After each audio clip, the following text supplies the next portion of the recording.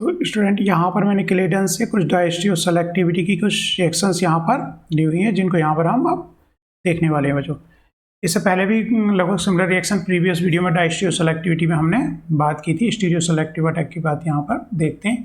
तो बच्चों जैसे कि प्रीवियस वीडियो में देखा था, उसी तरह से यहाँ पर भी जो न्यूक्लियोफाइल है axial attack nucleophile carbonyl group पर जब भी क्या है बच्चों साइक्लोहेक्सेनोन है और पर्टिकुलर हमने यहाँ पे एक कोई बल्कि ग्रुप लगा करके इसको ब्लॉक कर दिया है, एक्सियल इक्वेटोरियल में चेंज नहीं हो रहा है। तो न्यूक्लियोफाइल एक अटैक या तो पॉसिबल अटैक है बच्चों इधर से अप साइड से होगा तो इसे बोलेंगे हम एक्सियल अटैक, या फिर बच्चों ये अगर इस साइड से अटैक है तो इसको बोल रहे हैं हम इक्वेटोरियल अटैक बोल रहे हैं यहाँ पर।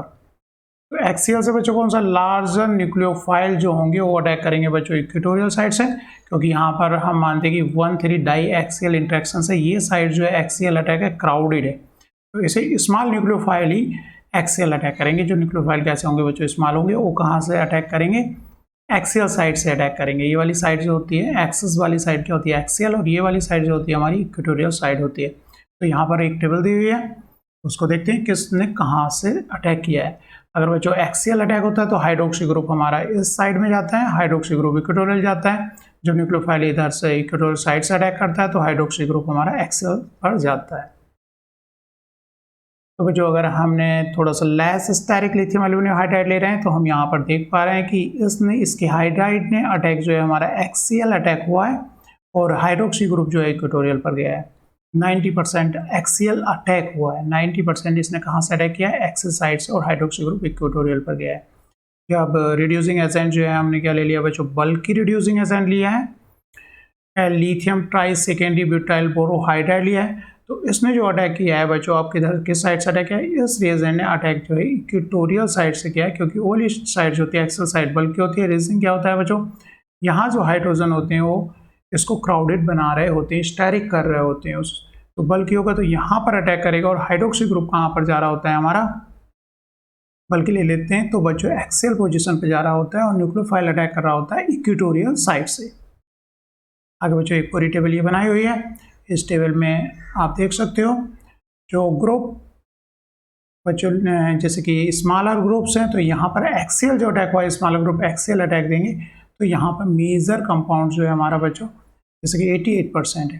लेकिन इन दोनों का अगर कंपैरिजन करोगे तो ये क्योंकि यहाँ ट्रिपल बॉन्ड था तो ये लेस स्टेरिक था, इसकी में इक्वेटोरियल अटैक के चांसेस बढ़ गए हैं। और फिर फिनाइल लिथियम ऑलमोस्ट लगभग सिमिलर ही मिल रहा है बच्चों, लेकिन जैसे जैसे बल्कीनेस ग्रिग्नार्ड में भी जैसे जैसे बल्कीनेस बढ़ेगी तो हमारे इक्वेटोरियल का अटैक बढ़ जाएगा, इक्वेटोरियल अटैक बड़ा ज़्यादा होने लगेगा।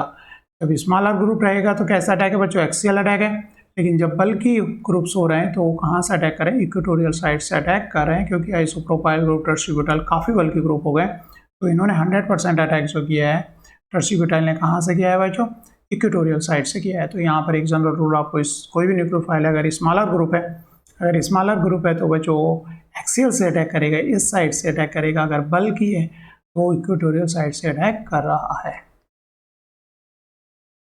जो कुछ और डाइस्टियो सेलेक्टिविटी जैसे बच्चों इपोक्सीडेशन, इस डबल बॉन्ड पर इपोक्सीडेशन करना है, इस डबल बॉन्ड पर परोक्सी एसिड की प्रेजेंस में परोक्सी एसिड रिएजेंट क्या करता है बच्चों, इपोक्साइड बनाता है। तो यहाँ पर ये कायरल कार्बन है क्योंकि आर ग्रुप, तो यहाँ पर हम देख सकते हैं ट्रांजिशन स्टेट में इपोक्साइड जो आ रहा है बच्चों आर ग्रुप के अपोजिट साइड से आ रहा है। तो इपोक्सीडेशन किधर से होगा, ऑक्सीजन कहाँ से लगेगा बच्चों, जो बल्कि ग्रुप है उसके अपोजिट साइड से, यहाँ पर बल्कि ग्रुप के अपोजिट साइड से इपोक्सीडेशन हुआ है। लेकिन अगर सपोज हमें बल्कि ग्रुप की साइड इपोक्साइड बनाना तो उसके लिए क्या मेथड होगा, क्योंकि ये इपोक्साइड किधर से लगेगा, लीस्ट हिंडर्ड साइड से परोक्सी एसिड ने किया है। तो पहले क्या करें बच्चों, हम ब्रोमिनेशन कर लें।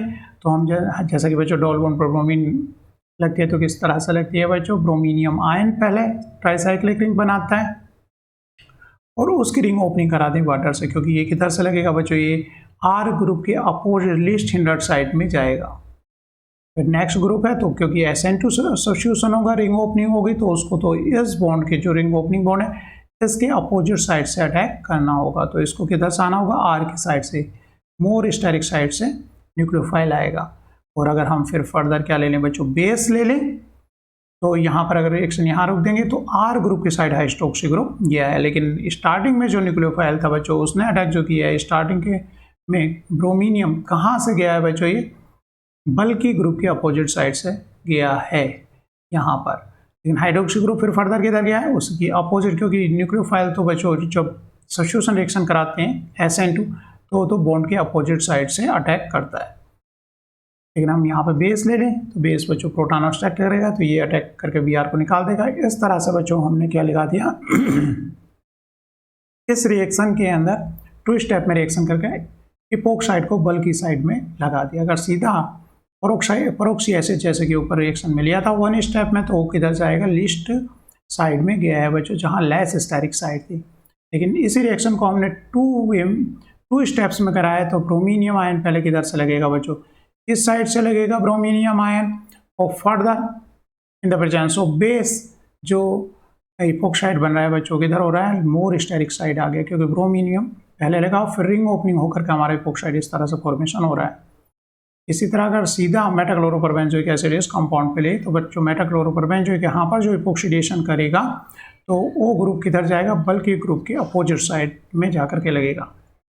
लेकिन इपोक्सीडेशन जैसे पहले स्टेप में क्या है, NBS है तो ब्रोमीनियम आयन देता है। NBS क्या है बच्चों, ये कंपाउंड क्या देता है, Br+ रिलीज करता है, क्योंकि यहाँ पर बच्चों नाइट्रोजन और ब्रोमीन के बीच में भी बॉन्ड है तो ब्रोमीनियम आयन यहाँ से बनेगा। दूसरा काम होता है बच्चों इसका एलाइल पोजीशन पर Br फ्री रेडिकल रिएक्शन जाती है लगाना।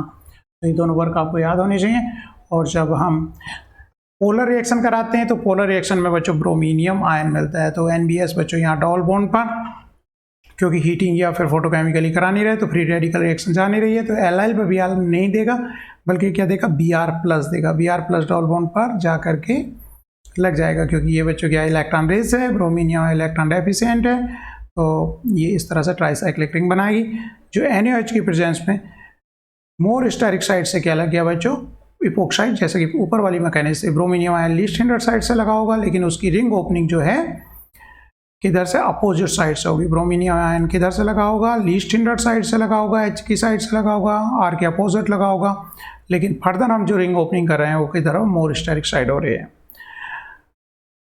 बच्चों नोरबोरेनोन पर हम देखते हैं बच्चों, एक ये वाली साइड से अटैक जो है इस पे क्या कहलाता है, एंडो अटैक कहलाता है, कोई न्यूक्लियोफाइल है, और ये कहलाता है एक्सो अटैक।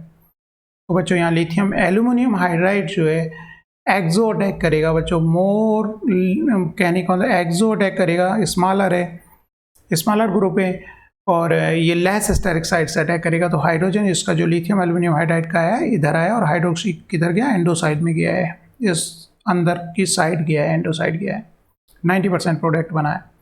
लेकिन जब लिथियम एल्यूमिनियम हाइड्राइड कैम्फर में लेंगे तो कैम्फर में, और इस बच्चों इसमें नॉन बोरेनोन में क्या डिफरेंस है, क्योंकि यहाँ पर क्या थे बच्चों, हाइड्रोजन थे, तो ये इसकी जो एक्सो वाली साइड थी वो ओपन अप थी, उसमें ज़्यादा स्टेरिक ना, क्योंकि यहाँ हाइड्रोजन है। लेकिन यहाँ पर CH3 आने की वजह से ये वाले कार्बन क्या हो जाता है, ये वाली साइड जो हो जाती है स्टेरिक हो जाती है। तो लिथियम एल्यूमिनियम का हाइड्राइड अब यहाँ से अटैक करा, तो मेजर प्रोडक्ट अब जो बन रहा है जिधर में हाइड्रोजन जहाँ एंडो आया है।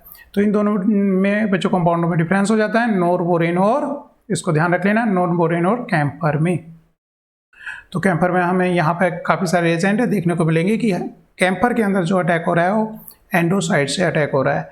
लेकिन बच्चों यहाँ पर नोरबोरेनोन में जब यहाँ पर क्या रहते हैं, हाइड्रोजन रहते हैं, तो जो न्यूक्लियोफाइल इन जनरल अटैक कर रहे हैं वो कहाँ से अटैक कर रहे हैं, एक्सो साइड से अटैक कर रहे हैं। ये साइड इतनी स्टेरिक नहीं है, एक ही कार्बन यहाँ पर है। यहाँ पर एंडो साइड में बच्चों दो कार्बन आ जाती हैं। जब कंपैरिजन यहाँ CH3 नहीं है तो ये ज़्यादा ओपन अप साइड है, लेस स्टेरिक साइड है, तो न्यूक्लियोफाइल इस साइड से अटैक कर रहा है। लेकिन कैम्फर में अटैक कहाँ से हो रहा है बच्चों, एंडो साइड से अटैक हो रहा है। और इस तरह से हाइड्राइड कहाँ आ रहा है, एंडो साइड में आ रहा है। इसी तरह ग्रिग्नार्ड रिएजेंट में भी देख रहे हैं एक्सो अप्रोच हुई है बच्चों, जब लिया है नोरबोरेनोन तो मिथाइल ग्रुप ने अटैक कहाँ से किया है, एक्सो साइड से अटैक किया, हाइड्रोक्सी नीचे गया है। लेकिन वही ग्रिग्नार्ड रिएजेंट जब कैम्फर पर रिएक्शन कराई जा रही है तो क्योंकि यहाँ पर CH3 ग्रुप है तो यहाँ R ग्रुप कहाँ से, बैक साइड नीचे की साइड से अटैक करा, तो हाइड्रोक्सी ग्रुप बच्चों अप जा रहा है। इसी तरह से कंपैरिजन नोरबोरेन और कैम्फर का अगर इपोक्सीडेशन कराना मेटाक्लोरोपरबेंजोइक एसिड से तो बच्चों इपोक्साइड बच्चों के इधर से लगा, CH2 साइड से लगा, एक्सो साइड से लगा। लेकिन वही कैम्फर है CH3 के स्टेरिक रीजन की वजह से अब इपोक्साइड जो हुआ है बच्चों नीचे की साइड से लगा है। तो लगभग सिमिलर कुछ कम रिएक्शंस थी फर्दर ये क्लेडन से, जैसे कि हमने पिछली वीडियो में देखा था। ठीक है बच्चों, इन को भी ध्यान रखना है, इंपॉर्टेंट रिएक्शंस हैं। Thank you.